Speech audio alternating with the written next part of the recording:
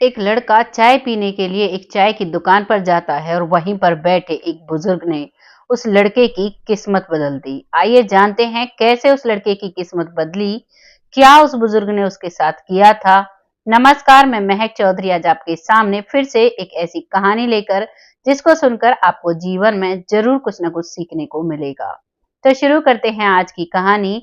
इस कहानी में एक लड़का होता है रिंकू, जो कि एक रबड़ की कंपनी में काम करता है। और उस रबड़ की कंपनी में जब वो काम करता है तो वो इतनी मेहनत करता है कि वो दिन में और रात में दोनों शिफ्टों में काम किया करता। घर जाने का नाम तक नहीं लिया करता, क्योंकि उसके घर में उसकी बुजुर्ग माँ और उसके बुजुर्ग पिता बीमारी से जूझ रहे थे, जिनकी दवाइयों के लिए उसे पैसे चाहिए थे। अब उसके पास पैसे नहीं थे। जब वो ओवर टाइम किया करता और अपनी जॉब किया करता तो इन सभी से मिलकर उसके माता पिता की दवाइयों का खर्चा भी बड़ी मुश्किल से चला करता। उधर उसकी शादी हो चुकी थी। जो उसकी पत्नी है वो घर को बहुत अच्छे से संभालती है। जहां खर्च 2 रुपए होने होते वहां 1 रुपए खर्च कर घर चलाया करती है। अपनी छोटी छोटी जरूरतों को भी मार कर जिया करती है। इन सब चीजों को उसका पति रिंकू देखता है और वो दिन रात मेहनत कर उस कंपनी में लगा रहता है, लेकिन उसकी मेहनत कुछ भी रंग नहीं लाती है। धीरे धीरे वक्त निकलता है। वो सारे दिन जब भी काम कर कर थक जाता तो उनकी कंपनी के बाहर एक चाय का खोखा था, जिस पर वो चाय पीने के लिए आया करता और वहीं से कुछ मठरी लेकर चाय के साथ खाकर फिर से उस कंपनी में काम करने के लिए चला जाया करता। लगातार ये सिलसिला चल रहा था। वो बहुत ही दुबला पतला होता जा रहा था। उसको देखते ही पता चल जाता था कि ये किस मुसीबत से जूझ रहा है। अब जिस चाय की दुकान पर वो चाय पीने आया करता, उसी चाय की दुकान पर एक बुजुर्ग व्यक्ति आया करता, जिसका नाम प्रकाश था। वो रोज उसे देखा करता, लेकिन एक दिन वो उससे पूछ ही बैठता है कि बेटा, क्या परेशानी है? तुम इतने उदास क्यों रहते हो? हमेशा परेशान रहते हो। तभी रिंकू बताता है कि प्रकाश जी, मेरे घर में मेरे बुजुर्ग माँ बाप हैं, जिनकी इलाज के लिए मुझे पैसे चाहिए और उन पैसों को कमाने के लिए मुझे यहाँ पर दिन रात मेहनत करनी पड़ती है। अब याद आता है वो बचपन का समय, जब मेरे पिताजी कहा करते कि बेटा पढ़ाई कर लो, पढ़ाई कर लो, लेकिन मैंने पढ़ाई की तरफ कभी ध्यान ही नहीं दिया और मैंने बस एक डिप्लोमा किया इलेक्ट्रिकल से और उसके बाद मैंने नौकरी पकड़ ली। आज मुझे बहुत महसूस होता है, काश मैं उस समय पढ़ लेता, काश मेरे पास बड़ी नौकरी होती तो आज मैं अपने माता पिता का इलाज बहुत अच्छे से कराया करता और अपनी पत्नी को भी खुश रखा करता। आज मैं कुछ भी नहीं कर पाता हूँ और दिन रात मैं गधों की तरह मेहनत करता हूँ, लेकिन मैं अपने जीवन में कुछ भी नहीं पा रहा हूँ। इस चीज को प्रकाश जी सुनते हैं और सोचने लगते हैं। तभी रिंकू कहता है कि मेरा टाइम हो गया और 2 मठरी और एक चाय का कप लेकर फिर से वो कंपनी में चला जाता है। यही सिलसिला वो देखते हैं। अगले दिन प्रकाश जी आते हैं और आने के बाद अपने हाथ में एक लिफाफा लेकर आने लगते हैं, बैठ जाते हैं और फिर चाय वाले से पूछते हैं कि क्या आज रिंकू चाय पीने के लिए नहीं आया? तो जो चाय बनाने वाला व्यक्ति था वो कहता है कि आएगा, सुबह तो एक बार पी चुका है, अभी दोबारा आएगा दोपहर को, तब आप उससे मिल लेना। तभी रिंकू उसे दिखाई दे जाता है। रिंकू आता है, वही उसका चेहरा मुरझाया सा और आता है। आने के बाद वो वैसे ही चुपचाप चाय लेता है और साथ में 2 मठरी लेता है और वहीं उदास सा बैठकर पीने लगता है। अब प्रकाश जी उसके पास जाते हैं और कहते हैं बेटा, ये लो, ये मैंने तुम्हारे लिए कुछ ऐसा दिया है जो तुम्हारे घर के नजदीक बिजली बोर्ड है, उसमें जाकर इसको दे देना और उसके बाद तुम्हारे जीवन में कुछ तुम्हें मिल जाएगा। अब रिंकू ये सोचता है कि ये मुझे क्या देंगे और क्या है, पर कोई नहीं, एक बुजुर्ग व्यक्ति कह रहा है तो मैं इसे रख लेता हूँ, जाकर देख लूंगा उस बिजली बोर्ड में कि क्या है क्या नहीं है। और वो उस लिफाफे को रखकर अपने जेब में फिर से चला जाता है अपने काम पर। अब वो अपना काम करता है और दूसरे दिन उसे जाना था अपने गांव और वो अपने गांव की तरफ चला जाता है। जब गांव जा रहा था तो उस लिफाफे को भी वो अपने बैग में रख कर चला जाता है। अगले दिन उसकी जिस दिन वो जाता है उस दिन नाइट की भी छुट्टी थी और डे की भी छुट्टी थी, क्योंकि अगली नाइट उसकी जॉब लगनी थी, ड्यूटी लगनी थी। अब वो जाता है, रात भर आराम करता है। सुबह उठकर सोचता है कि जो प्रकाश जी ने मुझे लिफाफा दिया है, इसे जाकर देख ही लेता हूँ, बिजली बोर्ड में देकर देख लेता हूँ, क्या पता कोई ऐसी चीज हो कि मेरी कोई नौकरी वोकरी सही जगह लग जाए और मेरा घर अच्छे से चलने लगे। इसी सोच के साथ अब वो चला जाता है उस लिफाफे को लेकर और जिस व्यक्ति का नाम बताया था उसी व्यक्ति से जाकर मिलता है और कहता है कि मुझे प्रकाश जी ने भेजा है आपको ये लिफाफा देने के लिए। वो व्यक्ति लिफाफे को लेता है और प्रकाश जी का नाम सुनकर कहता है, ठीक है तुम जाओ, मैं तुम्हारे पास कॉल कर दूंगा, तुम मुझे अपना नंबर दे जाओ। और वहां से रिंकू आ जाता है। आने के बाद वो अपनी उस नौकरी पर फिर से जाता है, लेकिन उस नौकरी में उसे रात का समय बिल्कुल अच्छा नहीं लगता था क्योंकि वहां पर नाइट की ड्यूटी लगाई गई थी। अब वो उस नौकरी को छोड़कर एक और कंपनी में नौकरी कर लेता है जिसमें वो दिन दिन का काम किया करता और उसी में शाम को 1-2 घंटे ओवर टाइम कर लिया करता था। लगातार अब 2 महीने हो चुके थे उस नौकरी को करते करते। पहली वाली कंपनी को वो छोड़ चुका था।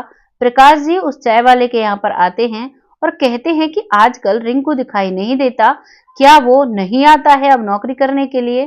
तो चाय वाला कहता है कि शायद वो छोड़कर चला गया है क्योंकि अब वो चाय पीने भी नहीं आता है। प्रकाश जी वहां से उदास चेहरा लेकर चले जाते हैं, लेकिन जैसे ही वो जाते हैं उसके कुछ दिन बाद ही रिंकू वापस उसी दुकान पर पहुंचता है और कहता है कि मुझे प्रकाश जी से मिलना है, वो कब तक आएंगे? तभी चाय वाला कहता है, वो तो आपके बारे में पूछ रहे थे लेकिन आप नहीं आए तो मैंने उनको बोल दिया कि आप इस नौकरी को छोड़ चुके हैं। अब की बार रिंकू की हालत सुधार में थी और चाय वाला पूछता है कि तुम्हें क्या करना है प्रकाश जी से मिलकर। तभी वो बताता है कि मैंने यहाँ से नौकरी छोड़ दी थी और उस नौकरी को छोड़ने के बाद मैंने एक दूसरी कंपनी में नौकरी कर ली थी। वहां पर लगभग मैंने 2 महीने नौकरी करने के बाद मुझे एक कॉल आता है, जो लिफाफा प्रकाश जी ने दिया था उसी लिफाफे की वजह से मुझे कॉल आता है, मुझे बिजली बोर्ड में सरकारी नौकरी मिल गई है और इन सब की वजह है प्रकाश जी, इसीलिए मैं उनसे मिलने आया हूँ। ये मैं उनके लिए मिठाई का डिब्बा लेकर आया हूँ और ये उनके लिए मैं एक शॉल लेकर आया हूँ। जैसे इन सबको चाय वाला देखता है, आंखें नम हो जाती हैं। तभी रिंकू पूछता है कि आप उदास क्यों हो गए, मुझे प्रकाश जी के घर का एड्रेस बता दीजिए। तभी वो कहता है कि अब क्या करना है तुम्हें, उनका एड्रेस जानकर। कुछ ही दिन पहले वो यहाँ से चाय पीकर जब जा रहे थे तभी एक व्हीकल ने उसे टक्कर मार दी और उस टक्कर की वजह से उनका देहांत हो गया। इस चीज को सुनते ही रिंकू की भी आंखों में पानी आ जाता है और वो उदास होकर धड़ाम से वहीं पर बैठ जाता है। तभी चाय वाला उसे समझाता है और कहता है होनी को कौन टाल सकता है। इसी बात पर रिंकू कहता है, आप तो सही कह रहे हो, इस दौरान में इन 2 महीनों के अंदर में ही मैंने अपने मम्मी और पापा को खोया है क्योंकि मैंने उनके ही लिए दूसरी कंपनी में जॉब की थी जिससे कि मुझे ज्यादा पैसा मिल सके, रात में मैं उनके पास रह सकूं, उनकी सेवा कर सकूं। लेकिन बीमारी के चलते उनका भी देहांत हो चुका है। मुझे पता है अपनों को खोने का दुख क्या होता है और प्रकाश जी भी मुझे अपने लगने लगे थे क्योंकि बिना किसी मतलब के उन्होंने मेरी मदद की थी और उनकी मदद से ही मेरी सरकारी नौकरी लग पाई है। अब इन चीजों को मैं लेकर आया हूँ, क्या तुम मुझे उनके घर का एड्रेस बता सकते हो, उनके घर में कौन कौन है? तभी चाय वाला कहता है, ज्यादा तो मुझे कुछ नहीं पता, उनकी पत्नी है, उनसे तुम जाकर मिल लेना। तभी वो उस एड्रेस जो उसने बताया था उस एड्रेस पर पहुंचता है और जैसे ही वो दरवाजा खटखटाता है तो अंदर से एक बुजुर्ग महिला और एक लड़की दरवाजे की तरफ आते हैं। वो महिला कहती है कि बेटा तुम कौन हो? तभी रिंकू कहता है, माँ जी मेरा नाम रिंकू है और मैं प्रकाश जी को जानता था, उन्हीं की बारे में मुझे पता चला, इसी वजह से मैं यहाँ पर आया हूँ। जैसे ही प्रकाश जी का नाम वो बुजुर्ग महिला सुनती है तो उसकी आंखों में आंसू आ जाते हैं और कहती है, बेटा तुम अंदर आओ, मैं कुछ चाय नाश्ते का इंतजाम करती हूँ। रिंकू अंदर पहुंचता है, अंदर जाकर बैठ जाता है और बैठने के बाद वो चारों तरफ नजर घुमाता है घर में, तो सिर्फ और सिर्फ जरूरत का सामान था, ज्यादा कुछ सामान उनके घर में नहीं था। और एक लड़की जिसकी उम्र करीबन 20-21 साल रही होगी, वो लड़की घूमती हुई नजर आती है। तभी रिंकू पूछता है, माँ जी ये कौन है? तो वो बताती है, बेटा ये मेरी बेटी है, चुकी है, लेकिन प्रकाश जी तो अब इस दुनिया में नहीं है, मुझे इसकी शादी की चिंता सताती है। अब मेरा इस दुनिया में कोई नहीं है सिवाय इसके, बस मुझे इसकी शादी करनी है और उसके बाद भले तो भगवान मुझे भी अपने पास बुला ले, मैं भी प्रकाश जी के पास चली जाऊंगी अपनी जिम्मेदारियों से मुक्त होकर। इस बात को सुनती है और इस बात को कहते कहते उसकी आंखों में आंसू आ जाते हैं। प्रकाश पूछता है, माँ जी, आप क्यों रो रही हो, क्यों मन हल्का कर रही हो? तभी वो बताती है कि मैं अपनी बेटी की शादी कैसे करूं, मुझे नहीं पता। मेरे पास जब तक प्रकाश जी रहे तब तक मुझे किसी भी चीज की जरूरत नहीं रही। जिस भी चीज की जरूरत रही वो उन्होंने ला कर दी, लेकिन आज मेरे घर में जवान बेटी है और मैं इसकी शादी तक नहीं करा सकती। मैं बेबस और लाचार हो चुकी हूँ। बस इसी बात को सोचकर मुझे रोना आ रहा है। इन सब बातों को सुनता है और रिंकू वहां पर चाय नाश्ता करने के बाद कहता है, माँ जी, आप अपना सामान बांध लीजिए, आपको मेरे साथ चलना होगा। तभी प्रकाश जी की पत्नी कहती है कि नहीं बेटा, मैं तो यहीं पर रहूंगी और यहीं पर रहकर अपनी बेटी की शादी करूंगी। ये मेरा घर है, मैं तुम्हारे साथ कहाँ चलूंगी? मैं तुम पर बोझ नहीं बनना चाहती। मेरे साथ साथ मेरी जवान बेटी भी है, इसका भी बोझ तुम्हारे सर आएगा। तभी रिंकू बताता है, माँ जी, आप बिल्कुल भी परेशान ना हो।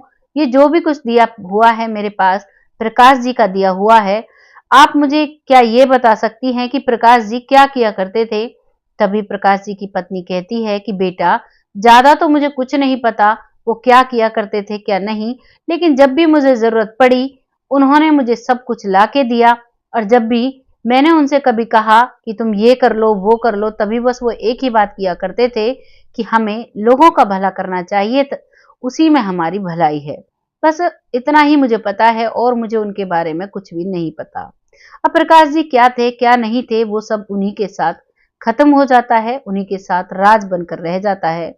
अब जो रिंकू है वो उसकी पत्नी को लेकर और उसकी बेटी को लेकर अपने साथ जाता है और कहता है कि आज से ये मेरी बहन है और आप मेरी माँ जी हो। मेरी माँ जी इस दुनिया में नहीं है, लेकिन आप उन्हीं के रूप में हो। आप बेफिक्र होकर यहाँ रह सकते हो। घर जाता है, उसकी पत्नी मिलती है।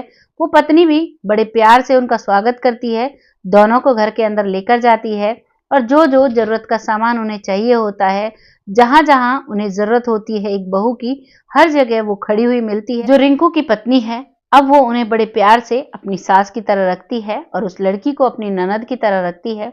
धीरे धीरे रिंकू ने पैसे जोड़कर उस लड़की की भी शादी कर ली।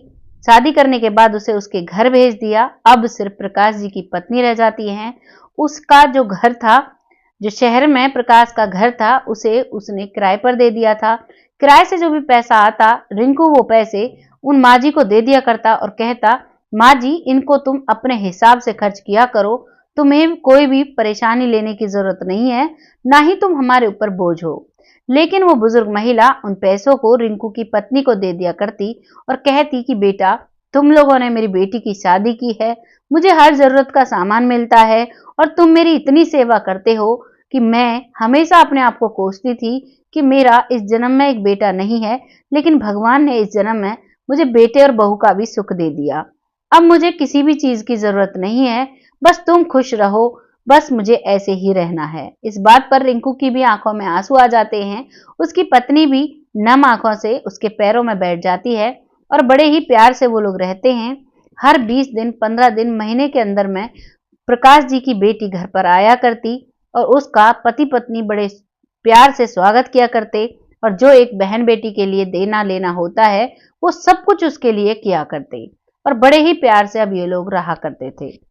और धीरे धीरे ऐसे ही वक्त निकल जाता है और उसके बाद जो रिंकू है उसको एक प्यारा सा बेटा होता है।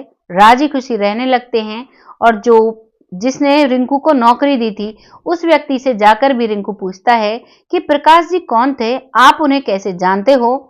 तभी वो बताता है कि मैं उन्हें नहीं जानता, उन्होंने तुम्हारी ही तरह मेरी नौकरी लगवाई थी और जब मेरी नौकरी लग गई थी, मैं सरकारी लग चुका था, तब मैंने प्रकाश जी को बोला था कि मुझे आपने जो मुझ पर एहसान किया है मुझे उसका फर्ज चुकाना है, तो मैं कैसे चुकाऊं? तभी प्रकाश जी बोलते हैं कि जब वक्त आएगा तब मैं तुम्हें बता दूंगा, अभी तुम आराम से रहो। और जिस दिन तुम लेटर लेके आए उस लेटर में लिखा हुआ था कि आज वक्त आ चुका है, अगर तुम अपने एहसान का बदला चुकाना चाहते हो तो इस लड़के को नौकरी दिलवा दो, इसका भला हो जाएगा, ये अपने जीवन को आराम से जी सकता है। और इसीलिए मैंने तुम्हें फोन किया और इसीलिए मैंने तुम्हें नौकरी दिलवाई, इसीलिए मैंने तेरे फॉर्म खुद ने फिल किए और खुद ने तुम्हें जो जो डॉक्यूमेंट्स चाहिए थे उन सभी में मैंने तुम्हारी मदद की, सिर्फ और सिर्फ प्रकाश जी की वजह से। ये कहानी आपको कैसी लगी कमेंट सेक्शन में जरूर बताइएगा। प्रकाश जी का जो भी राज था वो तो उनके साथ ही चला गया, लेकिन यहाँ पर लोगों को वो एक संदेश देकर गए, कर भला सो हो भला। जैसे प्रकाश जी ने भला किया लोगों का, वैसे ही प्रकाश जी के परिवार का भला होता है। प्रकाश जी की पत्नी को एक बेटा और एक बहू का सुख मिलता है। उसकी बेटी का शादी होती है बहुत ही इज्जतदार घर में, और बहुत ही स्नेह प्यार उसे ससुराल में मिलता है। आपको जैसा भी लगा है कमेंट सेक्शन में जरूर लिखिएगा। इन वीडियोस को लाने का सिर्फ और सिर्फ यही हमारा एक इंटेंशन रहता है कि आप लोग इससे कुछ ना कुछ जानकारी लें और अपने जीवन में अप्लाई करें। इसीलिए हम इन वीडियोस को लेकर आते हैं। ऐसी ही कहानी जानने के लिए हमारे चैनल को सब्सक्राइब करें, हमारे वीडियोस को लाइक और शेयर करें। बहुत जल्द फिर से आती हूँ ऐसी ही किसी सच्ची कहानी के साथ। तब तक के लिए जय हिंद, जय भारत।